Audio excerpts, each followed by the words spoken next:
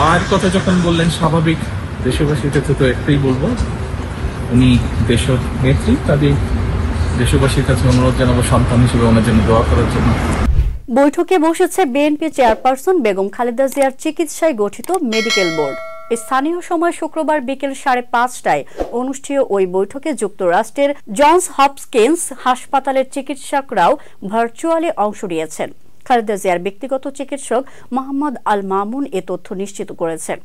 তিনি জানান, মেডিকেল বোর্ডে থাকবেন যুক্তরাজ্যের দ্য লন্ডন ক্লিনিকের 4 জন প্রফেসর ও যুক্তরাষ্ট্রের জনস হপকিন্স হাসপাতালের 3 জন চিকিৎসক, বাংলাদেশ থেকে যাওয়া 6 জন চিকিৎসক এবং দলের ভারপ্রাপ্ত চেয়ারম্যান তারেক রহমান ও জুবাইদা রহমান।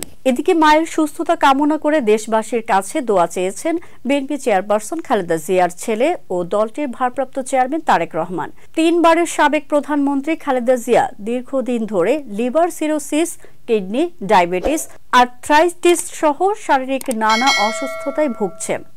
যুক্তরাজ্যের দ্য লন্ডন ক্লিনিকে চিকিৎসাধীন রয়েছেন সাবেক এই প্রধানমন্ত্রী। চিকিৎসকরা বলছেন, সব পরীক্ষা নিরীক্ষার রিপোর্ট আসবে এবং এরপরেই নেওয়া হবে চিকিৎসার চূড়ান্ত সিদ্ধান্ত।